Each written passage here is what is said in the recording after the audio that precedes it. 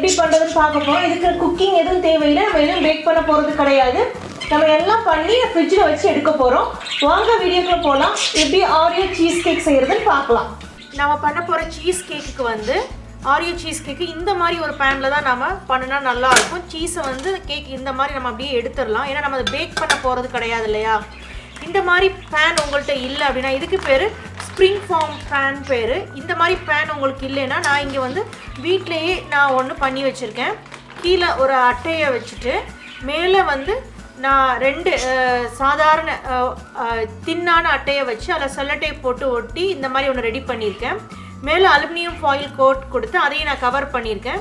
இங்கே டேப் போட்டு ஒட்டி வச்சுருக்கேன். ஸோ நம்ம வந்து பேக் பண்ணுற கேக் கிடையாதுல, உள்ளே ஊற்றி வச்சுட்டு அதுக்கப்புறம் நம்ம இந்த மாதிரி கட் பண்ணி அப்படியே நம்ம நீட்டாக வெளியே எடுத்துடலாம். ஸோ இந்த மாதிரி உங்கள்கிட்ட பேன் இல்லை அப்படின்னா, ஸ்ப்ரிங் ஃபார்ம் பேன் இல்லை அப்படின்னா நீங்கள் வந்து இந்த மாதிரி ஹோம்மேடில் நீங்களே வீட்டில் பண்ணி யூஸ் பண்ணிக்கலாம். பார்த்துக்குறோங்க. அதுக்கப்புறம் மொத்தமாக நாம் இங்கே வந்து ஆரியோக்கு வந்து கீழே பேஸ் ஒன்று கொடுக்க போகிறோம். அதுக்கப்புறம் அந்த சீஸோடு நம்ம கொஞ்சம் மிக்ஸ் பண்ணுறக்கு ஆரியோ. ஸோ இங்கே நான் 16 ஆரியோ பிஸ்கட் எடுத்து வச்சுருக்கேன். இதை நாம் வந்து க்ரீமோடே சேர்த்து, க்ரீம் இதில் இருக்குது, ஸோ க்ரீமோடே சேர்த்து நாம் மிக்சியில் நல்லா பொடி பண்ணி எடுத்துக்கிற போகிறோம். உங்களுக்கு எந்த மாதிரி ரொம்ப பட்டு போல் வேணால் அது போல் அடிச்சுக்குங்க. அப்படின்னா கொஞ்சம் கரடு முரடாக இருக்குன்னா அதுக்கேற்றப்ப நீங்கள் அடித்து எடுத்துக்குங்க. நாம் இப்போ இதை அடித்து எடுத்துகிட்டு வந்துடலாம். இப்போ நம்ம அரைச்ச ஆரியோ பிஸ்கட் பாருங்கள், நான் நல்லாவே நல்லா மண் மாதிரி நல்லா அரைச்சிட்டேன். நீங்கள் கரடு முரடாக அரைக்கிறதா இருந்தாலும் 2 ஓட்டு ஓட்டி எடுத்தால் போதும். இங்கே நம்ம க்ரீமோடே தான் சேர்த்து அரைச்சி வச்சுருக்கோம். இதுதான் இப்போ நான் வந்து 1 கப்புக்கு நான் எடுத்துக்கிற போகிறேன்.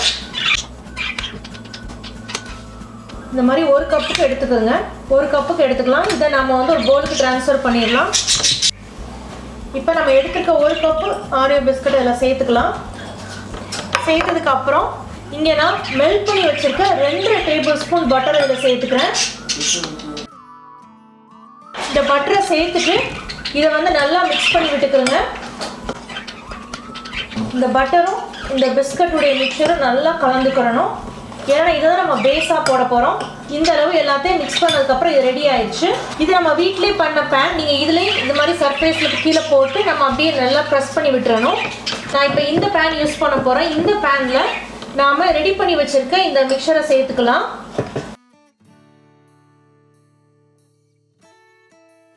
நாம் இதை நல்லா ப்ரெஸ் பண்ணி விட்டுருங்க. இப்போ இதுக்கு மேலே நான் ஏற்கனவே பண்ணி வச்சுருந்த இந்த க்ரஸ்டில் இருந்து 1 டீஸ்பூன் போட்டிருக்கேன், 2 டீஸ்பூன் லைட்டாக மேலே போட்டிருக்கேன். இப்போ நம்ம ஈஸியாக ப்ரெஸ் பண்ணி விட்டுடலாம். நல்லா ப்ரெஸ் பண்ணி விட்டுட்டோம் இல்லையா. இப்போ இது ரெடி ஆகிடுச்சு. இதை தனியாக அப்படியே வச்சுருங்க. இப்போ இந்த மாதிரி ஒரு பவுலில் நான் எடுத்து வச்சுருக்கேன் க்ரீம், விப்பிங் க்ரீம் வந்து 1 கப்பு நான் இதில் சேர்த்துக்கிறேன். 1 கப்பு விப்பிங் க்ரீம் சேர்த்ததுக்கப்புறம் இப்போ நம்ம நல்லா பீட் பண்ணிக்கலாம்.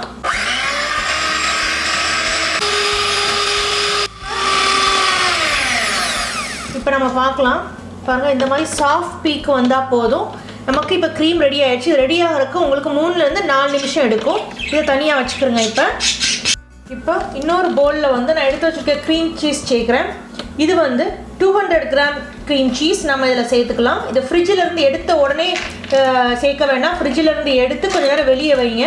அட்லீஸ்ட் இது வந்து ஒரு 1 மணி நேரமாவது வெளியே இருக்கணும். அதுக்கப்புறம் தான் நமக்கு இந்த மாதிரி கொஞ்சம் சாஃப்டாக கிடைக்கும். ஸோ இதை இப்போ எடுத்தாச்சு. நாம் இங்கே க்ரீம் சீஸோடு நான் எடுத்து வச்சுருக்க சுகர் சேர்த்துக்கிறேன். இங்கே 1/2 கப்பு சுகர் சேர்த்துக்கிறேன். இப்போ இதில் நான் வந்து 1/2 டீஸ்பூன் வெண்ணிலா எசன்ஸ் சேர்த்துக்கிறேன். இப்போ நம்ம இதை நல்லா மிக்ஸ் பண்ணி எடுத்துக்கிற போகிறோம். நான் இதே மிக்சர் தான் யூஸ் பண்ணுறேன். நம்ம க்ரீம்க்கு யூஸ் பண்ணது தான். இப்போ நம்ம க்ரீம் சீஸ் போட்டது எல்லாத்தையும் நல்லா கலந்தாச்சு. இப்போ நமக்கு க்ரீம் சீஸ் கலவையும் ரெடி ஆயிடுச்சு. இதோட நம்ம பீட் பண்ணி வச்சுருக்க க்ரீமை சேர்த்துக்கலாம்.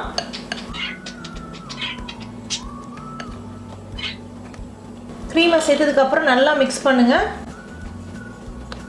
இந்த க்ரீம் சீஸும் இந்த க்ரீமும் நல்லா கலந்து வரணும். ஸோ இது ஓரளவு இப்போ கலந்ததுக்கப்புறம் நம்ம ஏற்கனவே சேர்த்தது போக மிச்சம் இருக்க ஆரியோ குக்கி இருக்கு இல்லையா, அந்த கலவையை இது நம்ம சேர்த்துக்கலாம். இப்போ இதையும் சேர்த்து நல்லா மிக்ஸ் பண்ணுங்கள். ஏன்னா அந்த சீஸ் கேக் சாப்பிடும்போது அந்த ஆரியோவும் இடையில வந்துச்சுன்னா நல்லாயிருக்கும். சாப்பிடும்போது அந்த இதில் ஃப்ளேவருமே நல்லாவே இறங்கி குழந்தை கட்டாயம் விருப்பப்பட்டு சாப்பிடுவாங்க. இப்போ நம்ம இந்த அளவு மிக்ஸ் பண்ணிட்டோம் பாருங்கள். இந்த ஆரியோடைய க்ரம்ஸை போட்டனால நமக்கு இந்த கலரில் வந்திருக்கு. இப்போ நம்ம இதை ஃபில் பண்ண ஆரம்பிச்சுன்னா நமக்கு க்ரீம் கலவை ரெடி ஆயிடுச்சு. இப்போ நம்ம கொடுத்துருக்க பேஸில் நம்ம இந்த மிக்ஸ் பண்ணி வச்சுருக்க இந்த க்ரீமை அப்படி கொஞ்சம் கொஞ்சமாக வைக்கலாம். உள்ள மொத்தமாக எல்லாத்தையும் கொட்டிட வேண்டாம், கொஞ்சம் கொஞ்சமாக நீங்கள் உள்ளக்க வச்சுட்டு டேப் பண்ணி விட்டு அடுத்த கலவையை சேருங்க. ஸோ இந்த மாதிரி நமக்கு எல்லாத்தையும் வச்சு இந்த மாதிரி லெவல் பண்ணி விட்டுருங்க. உள்ளக்க ஏர் பபிள்ஸ் இருக்காத அளவுக்கு நல்லா டேப் பண்ணி விட்டுருங்க. ஸோ இந்த மாதிரி நம்ம லெவல் பண்ணி விட்டதுக்கப்புறம் இங்கே ஆரியோ குக்கீஸ் கொஞ்சம் நான் எடுத்து வச்சுருக்கேன். இதில் நீங்கள் க்ரீமோடய வச்சாலும் சரி, க்ரீம் இல்லாமல் வச்சாலும் சரி. இங்கே நான் வந்து எங்கள் வீட்டில் ஆரியோ குக்கி வச்சா ஃபுல்லாகவே காலி ஆயிடும். ஸோ அதனால் நான் வந்து முழுசாகவே வைக்கிறேன்.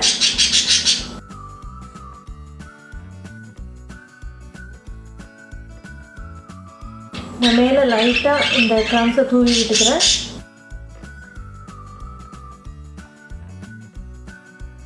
இப்போ நமக்கு சீஸ் ஆரியோ கேக் ரெடி ஆயிடுச்சு. இதை நம்ம அப்படியே ஃப்ரிட்ஜுக்குள்ள வைக்க போகிறோம். ஃப்ரீசரில் வைக்கிறதா இருந்தீங்கன்னா உங்களுக்கு 45 நிமிஷத்துக்கு ரெடி ஆயிடும்.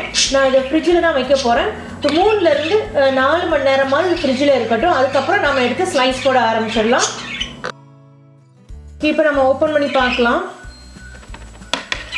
இப்போ நான் இதை வந்து மெதுவாக இதை ஓப்பன் பண்ணுறேன்.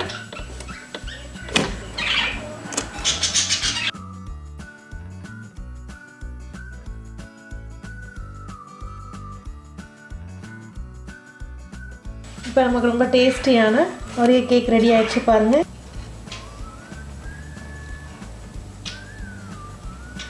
நமக்கு பாருங்கள் போட்டுக்க லேயர் நல்லா தெரியுது. அதே போல் சீஸ் நமக்கு நல்லா செட் ஆகிருக்கு. இப்போ நமக்கு ரொம்ப டேஸ்டியான ஆரியோ சீஸ் கேக் ரெடி ஆயிடுச்சு பாருங்கள். லேயர் நல்லா கிளியராக தெரியுது. நம்ம போட்டிருந்த சீஸ் அந்த க்ரீம் மிக்சரும் ரொம்பவே நல்லா வந்திருக்கு.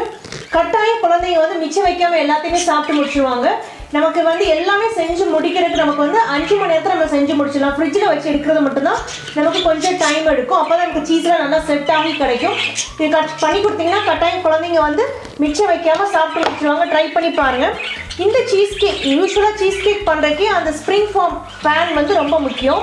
அந்த பேன் உங்கள்கிட்ட இல்லைன்னா நான் முன்னாடியே சொல்லியிருந்த மாதிரி இந்த மாதிரி நீங்கள் வீட்டிலேயே ரெடி பண்ணிக்கிறங்க. ரெடி பண்ணி நம்ம இந்த மாதிரி கட் பண்ணி எடுத்துட்டோம் அப்படின்னா நமக்கு வந்து டேஸ்டியான சீஸ் கேக்கு நம்ம வந்து எடுத்துடலாம். இது நீங்களும் ட்ரை பண்ணி பாருங்கள். பார்த்துட்டு கமெண்ட்ஸை சமையல் விருந்தில் போஸ்ட் பண்ணுங்கள். இந்த வீடியோ உங்களுக்கு பிடிச்சிருந்தா சமையல் விருந்து சேனலை லைக் பண்ணுங்கள், ஷேர் பண்ணுங்கள். கூட பெல் சிம்பிள் நீங்கள் கிளிக் பண்ணிட்டு நான் அப்டேட் பண்ணுற வீடியோஸ் உடனே பார்க்கலாம். இன்னொரு வீடியோவில் சந்திக்கலாம். நன்றி, வணக்கம்.